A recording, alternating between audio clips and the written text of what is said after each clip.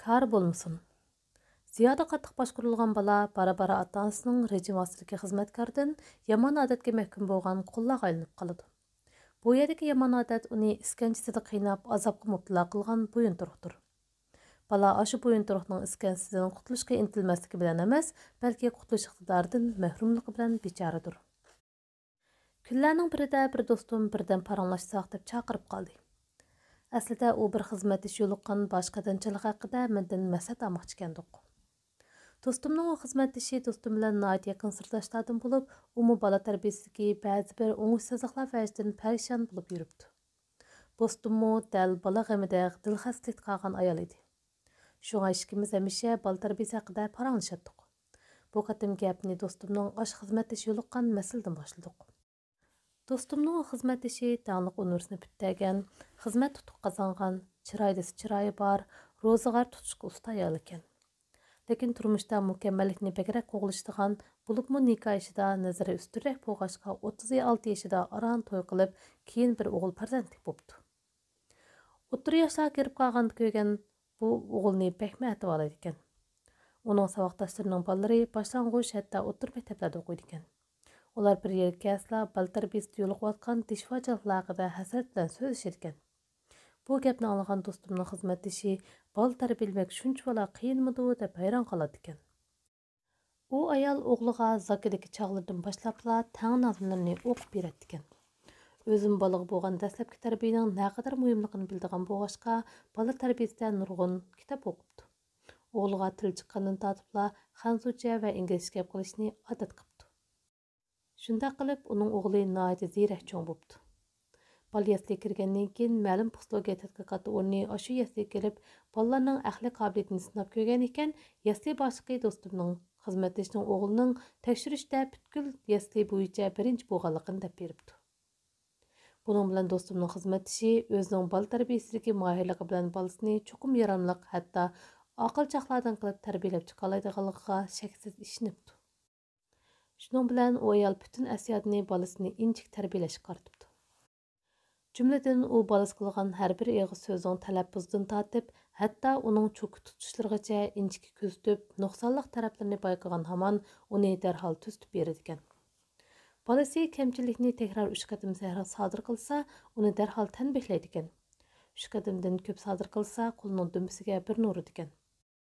Ish qilib, u ayol tomoq qachisini o'rib qo'yding, sütni to'liq ichib bo'lmayla o'ynag'il chiqib ketding, qo'shnilarni ko'rganda salom qilishni unutib qolding, tunugin o'rgangan xam so'zlarni to'liq yodlab bo'lolmading degan sabablar bilan har kuni degidek bolasining qo'liga urib turadi ekan. U bu xil usulning bolani obdan odam qilishning unumli chorasi ekanligiga cheksiz ishonadigan bo'lg'achqa, bolaning qo'liga ancha-muncha urib qo'ysa, uning as tutish qobiliyatini oshirishga foydasi bor deb qaraydi ekan.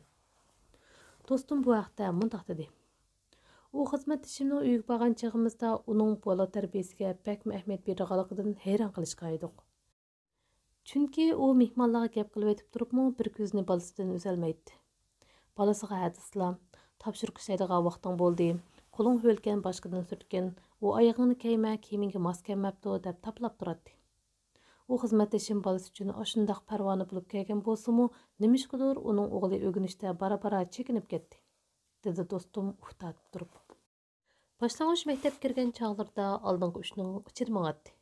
Ammo boshlang'ich maktab bitganda bo'lsa, oqidan sanaganda 3-chi bo'lib qoldi. U bola hozir to'liq o'tir maktabga chiqdi. Ammo har qaysi jihatdagi ba'zilari yaxshi degandek yaxshi emas. Hatto kichikdan boshlab o'rgangan ingliz tilidami chekinib ketyotdi. Qisqasi, u bolada kichik chog'dagi ziyraklikdan asar qolmadi. Uning ustiga jimg'ur, yog'och quloq ham yarmas yusib qoldi. U xizmatdashim bolamni obdan tarbiyalayman deb bütün yurakqinni osh bolasiga bag'ishlashqa, bolasining bugungi holini ko'rib bakli tugishib ketadi. Deb baqla. Buningdagi nuqson zodi nada? Deb so'radi do'stim. U xizmatdashim qanday qilsa bo'lar?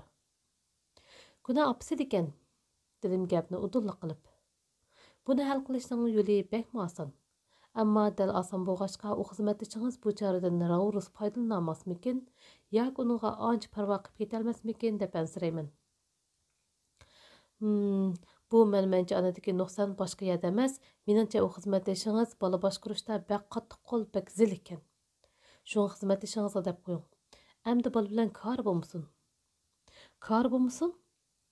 Bu gepni anlagan dostumning ko'zlari chaqchayib ketdi. Shundaq, dedim dostumga. Turmush shundaq ahvollarni uchirtib turmiz. Bola boshqarishda bak qattiq qo'l, bak zil kishilar odatda xizmat va turmushga ixlos bilan muomala qiladi. Umr manzilida muvaffaqiyat fursatiga ko'proq erisha oladi. Undaq kishilar nihoyatda talabchan keldiganligi uchun xizmat va kasbda qandaq ish bilan shu mashg'ul bo'lmasin, uni voyaga yetkazib natijaga tamomlay oladi. Shunga ularning bola tarbiyasidagi utuq еңі kuchlik ham bu jihatda o'ziga bak ishonganligi uchun o'ziga ziyoda talabchanlikni bolaga zo'rlab tangdi. Ammo u xildagi bola tarbiyasi asosan degudek mag'lub bo'ladi. Bu deganingiz to'g'ri, dedi do'stim peshini hadablanishib. Lekin buning sababi zodi nadadir? Bu yerda mundaq bir nuqtani oydinlashtirib olmay bo'lmaydi, dedim tushuntirib. Bola degan ota-onasi xohlagancha tarashlab o'yisi bo'laveradigan tosh emas. Navoda ota-onalarni usta o'ymachiga o'xshatsak, undaqda bola tarbiyasidan iborat bu o'ymachilik, boladan iborat bu toshning amaliy ahvoli va holatiga cho'qim moslashtirilishi lozim. Mubada o'ymachilardan bo'lmish ota-onalar bu moslikni bir chetga qayirib qo'yib, bolaning tuyg'usi bilan hisoblashmasa, ya'ni balani elastiklik yo'q bir parcha o'lik tosh deb qarab, uni xohlagancha jijib o'ynag'il tursa, bu qimmatli tosh oxiri bir tiyinga arzimaydigan salg'i tashiga aylanib qoladi. Yuqorida deyilgan moslikqa sal qaraganda balani hurmatlashdan eg'iz ochqil bo'lmaydi. Ota-onalarning bola qilgan hurmatsizligi odatda balani ziyoda qattiq va inchki boshqarish, balaning har qanday ishiga chatkirib olib, uning normal turmush tartibini qalaymaqonlashtirib o'tish ifodalandi. Dostum bu gapimni anglab uzungacha bağışlanış deb o'tirib ketdi. Gaplaringiz qaraganda u xizmatdoshingiz bolasi uchun chek ajr qilibdi deyishga bo'ladi, dedim. Ammo u bolasi oldida faqat buyruqbozlik va nazoratchilik qilibdi. Buyruqbozlik bilan nazoratchilikni tarbiya degil bo'lmaydi. Shundaq, buyruq bilan nazoratchilik tarbiya emas. Bola tarbiyasi shundaq buyruq va nazoratchilik bilan bitirgan ish bo'lsa, undaqda bola g'amida azoblanganlar qolmagan bo'ladi. Hozir ko'pinchimizning bir zilla farzandi bor. Balani yeptin yang'igacha zig'irlab boshqarishimizga vaqtimiz va zehnimiz yetib oshidi. Ammo bola tarbiyasidagi farqlarning shu asosan oila tarbiyasida ifodalanganligi bara-bara oshkorlanadi. Qisqasi, bola tarbiyasi qattiq kuchash bilanla bir boshqa elib chiqib bo'ladigan ish emas, balki yuksak mahorat talab qiladigan san'at. Shunga tarbiya san'atiga komil kishilar bolasini obdan tarbiyalab chiqa oladi. Taktikaga sal qarab qarg'ulacha kuchiganda balani kardan chiqarib qo'ydigan gap. Xizmat ishingiz yo'liqqan maslahat dal mushu. Men do'stimga u xizmat ishining bola tarbiyasi usulini mundaq tahlil qilib berdim. U xizmat ishingiz amaliyotda bolasi oldida o'z imtiyozini namoyon qilibdi. Chunki kishilar kelmas buyruqbozlik va nazoratchilik qilishda imtiyozning suriga tayindi. Ammo odamning tug'ma tabiat nuqsidan olganda imtiyozga tayinib sur ko'rsatganlarni yoqtirganlar yo'q deyarlik. İmtiyazı bo'lgan itoat ko'pincha hollarda besim va ko'ngil g'ashligini paydo qiladi. Buning bilan besimga uchirg'ichining ko'ngilda bir turli ishki to'qinish paydo bo'ladi. Shunga bolalar garchi bu holatning xarakterini ilmiy nuqtadan tushunib yetolmasa-mu, shu vajdan o'zining hech qanday ishni erkin azozda vujudga chiqara olmayotganligidan ko'ngli yerim bo'ladi. Har qanday ishda cho'nglarni rozi qila olmayotganligidan azoblandi. Bara-bara talabchanligi va ishonchisini yo'qotib, oxiri yog'och quloq, galvon, xapaqoq bo'lib qoladi. Shunga ota-onalar bola oldida hargizmi nupuzini ko'z-ko'z qilmaslik lozim. Bo'lmasa, chapqini olaman deb ko'zni qarg'u qilibdi degandek oqibat kelib chiqadi. Ziyoda qattiq boshqarilgan bola bara-bara ota-onasining rejim ostidagi xizmatkordan yomon odatga mahkum bo'lingan qullarga aylanib qoladi. Bu yerdagi yomon odat uni iskanjasida qaynab, azobga muhtlav qildigan bo'yinturuqdir. Bola aşı bo'yinturuqning iskanchisidan qutulishga intilmasligi bilan emas, balki qutulish iqtidoridan mahrumligi bilan bechoradir. Ha, aslida mundaq ekanda, dedi do'stim. Boyqa gapiringiz qaraganda bolalarning ishiga hadisli chat kirib olmasak bo'lg'idek. Shundaq, dedim do'stimga. Shunga meningcha bola tarbiyasida bolani o'z mayli qo'yib berish, uning ishlariga yepidan yanisigacha chat kirib olgandan ming a'lo. Bu yakiningiz bek joyida bo'ldi, dedi do'stim kulib ketib. Halak xizmatdashimiz mush gapingizni asli chin tutmasak bo'lmag'idek. U xizmatdashimizga mening deganlarim bo'yicha maslahat berib beqing. Ammo zoti shunda qilmasang bo'lmaydi deb turibman. Men nurg'un kishilarga mushunday maslahatni berib baqdim. Әмма nimishqidir ba'zilar bola bilan karыңlar bo'lmasin degan gapni faqatla xo'p kelmaydi ekan. Do'stim bu gapimdan hayron qilib edi. Uningga o'zim ko'rgan bir ishni misol qilib so'zlab berdim. Bir necha kun ilgari bolasini hadab ayblayotgan bir bolani uchirtib qoldim. U bolasiga toza qaynab so'zlayotdi. Biz jiq bola edik. Buvang bilan momangmi boshqachalardek vaqt yo'q jafokashlarni edi. Shu kichik vaqtimda hech kim menga ne holingni cho'k deb boqqan emas. Har qanday ishda o'z tirishchiligimga tayanib mushkullarga ulashganman. Ana ishkimiz sening o'tingda kuyib suyundek qilyapmiz. Tangrining qutlug kuni bir muncha vaqtimizni chiqarib sening o'rganishingga hamroh bo'lyapmiz. Ammo sen-chu faqatla tirishmayapsan. O'zingni so'rsang bo'lmamdi deymina. Men u kishi bilan yaqin tanishlardan edim. Shunga uni mundaq dedim. To'g'ri aytdingiz. Kichik chog'laringizda siz bilan hech kimning kari bo'lmag'achqa o'zingizga qattiq talab qo'yishga odatlangansiz. Demak, o'g'lingiz hamma ishga chat kelib olib 9ni tal qilib berib ko'ndirib qo'yganliginglar uchunla ashundaq o'zini so'ramaydigan bo'lib qolgan. Balanglar o'z mustaqil o'ylashdagi ishlarda uning kalla qatirishiga imkoniyat qoldirmasanglar, o'z his qilishdagi ishlarni hadislar uning yodiga solib eskartib tursanglar, uning yana kalla qatirib yurishining hojati qolamdi. Talabchanlik bilan o'zini so'rashni o'rganishga fursat bo'lamdi. Ammo u kishi gaplarimga bakmi norozi bo'ldi. Qilayotgan gapingizni qaramamdigan. Bola bilan kar bo'lmagan ota-onalarni albatta yoqtirdi. Acaba bolaga yaxshi bo'lsin deb ashundaq kuyib pishqanning nari yamankan. Bu kishi aşı gapimga qidab xali uzungacha men ta'til qarab yurdi. Bu otaning undaq pozitsiyasidan ajablanib ketishkim bo'lmaydi. Chunki ilgarimi bolasining ishlariga ziyoda chatkir bo'lgan kishilarga balani ko'ngilda o'ylaganlarini o'z xohishi bilan qilib beqishiga, ancha-muncha savallik o'tkazib turishiga vaqt va fursat beringlar. Masalani tupiltizdan hal qilish uchun bolaning ko'ziga bek kirib olmanglar deb taklifni bergaydim. Ammo bu gapim shu kishilarning gumonini qo'zg'ab qo'ydi bo'g'ay. Ularning nazarida ularga bola bilan karinglar bo'lmasin deyish bolaga homiylik qilish huquqini tortib olgandeklar yoqtirmaydigan gap edi.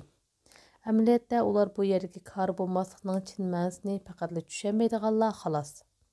Ota-onalar shuni bilish kerakki, bola bilan karinglar bo'lmasin deganlik ularni bolaning oldidagi mas'uliyatinglardan voz kechinglar deganlik emas, balki masalani tub yiltizdan hal qilish uchun bolani chin ixlosi bilan hurmatlashdan iborat yangicha tafakkur usuliga yetaklaganlik.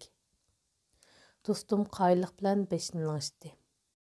Hadislar bolaga undaq qilma, ma'u ishingni tuzat deydiganmiz. Ammo bolalar o'zida bizning nazarimizdagi ner-ber kamchiliklarning borligini e'tirof qilg'isi kelmagachga gapimizni degandek anglab ketmaydi ekan. Shundaq, dedim do'stimning gapiga yarasha. Ota-ona bo'lmoqning ta'siri dal mush yerda. Bolalardagi ba'zi bir yetarsizliklarni tuzatishning ziyoda qiyinga tushadiganligining sababimi dal mush bo'lsa kerak. İkimiz birden timtas oturup ketdik. Deganlaringizning tegi-taktigicha tushundim, dedi do'stim. Biroq mundaq bir ishni so'rg'im kelyotdi. Misolan, bola choraklik imtihon boshlanay deb qolgan yoki so'z kursi imtihon pat orada ilindi deyotgan chog'lardimi yanala takrar yoki mashqqa kirisha olmasa, qanday qilg'iliq? Yanala o'z mayli qo'yib berish kerakmi? Do'stimga javoban mundaq dedim. Durust. Balaning imtihoni boshlanay deb qolsa tekrar kelishmasligi bo'ptila tavakkul bo'ladigan kichik ish emas. Boladagi bu xil o'zini so'rayamaslik faqat bir hodisa.